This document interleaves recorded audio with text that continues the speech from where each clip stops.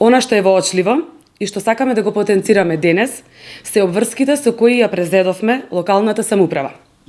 Вкупните обврски, во кои спаѓаат тековните обврски, долгорочните обврски и обврските по договори за јавни набавки, представуваат висок износ од 292 милиони 562 илјади 164 денари. Овој висок износ на обврски оставени од претходната власт, предводена од СДСМ, можно е да го доведат под ризик извршувањето на буџетот во 2022 година.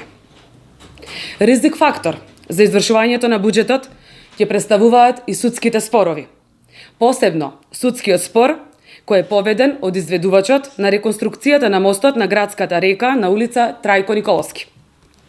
Во минатото време, кога ВМРО ДПМН бевме опозиција, реагиравме по информациите со кои тогаш располагавме дека има сомнителни и спорни постапки по овој предмет и проект.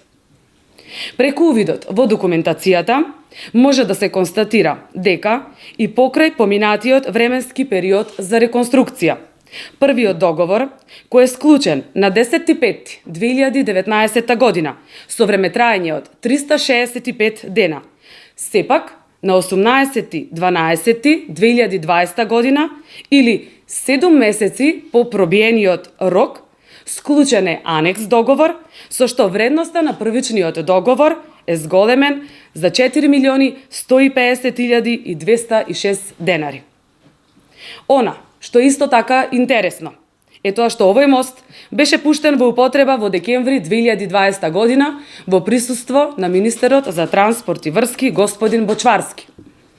А на 30.3.2021 година повторно е склучен нов анекс договор кој го поништува анекс договорот од 9.4.2020 година со број 03/50/12.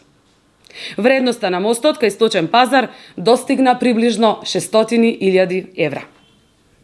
Исто така, друга ставка која остава впечаток при анализата на финансиската документација е ставката на привремени вработувања. Рекапитулацијата на оваа ставка во период од 2018 до 2021 година е фантастични 66.468.765 денари. Од тука може да се види на кој начин се водела кадровската политика на ниво на нашиот град. Само за споредба, во период од 2013 до 2017 година на оваа ставка биле потрошени само 5.400.000 денари. Она што треба да го знаат граѓаните е тоа што овие високи средства на буџетски пари се на сметка на намалување на средствата за капитални расходи, кои можеле да бидат наменети за некои капитални проекти во нашиот град.